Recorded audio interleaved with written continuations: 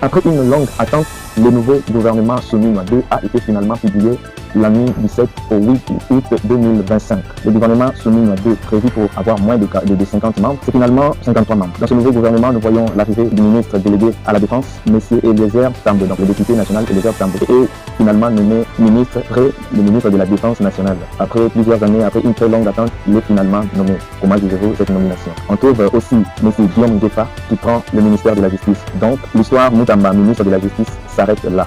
Même s'il sera acquitté, l'ancien ministre de la Justice ne pourra plus exercer cette fonction sauf une prochaine nomination. Nous voyons aussi Jean-Pierre Bemba Gombo qui maintient son poste de ministre des Transports. Jacquemin Chabani reste encore au ministère de l'Intérieur. Patrick Mouyaya garde la communication. Nous avons aussi remarqué l'entrée très remarquable de Adolphe Mozito qui devient ministre du budget. Comment trouvez-vous cette nomination? Il y a aussi l'actuel ministre de l'Éducation nationale qui garde son poste malgré les rumeurs, malgré tout ce qui se dit autour de lui. Comment trouvez-vous cette nouvelle nomination? Elle a été reconduite pour exercer encore comme ministre de l'Éducation nationale. Nous avons aussi Grace Coutinho qui prend le ministère de la Jeunesse, pendant que l'ancienne ministre de la Jeunesse, elle, va accompagner Madame Thérèse Kwamba Wagner au ministère des Affaires étrangères.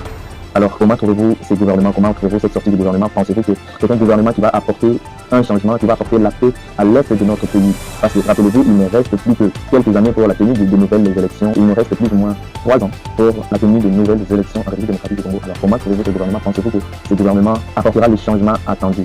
Ce gouvernement apportera quelque chose de nouveau en République démocratique du Congo? Rappelons aussi que la coalition Lamuka n'a eu aucun poste, comme plusieurs l'attendaient. Que pensez-vous de ce nouveau gouvernement? Le nouveau gouvernement a été publié. Pensez-vous que c'est la précipitation ou le chef devait encore attendre pour sortir un nouveau gouvernement, vu qu'il faut la tenue du dialogue?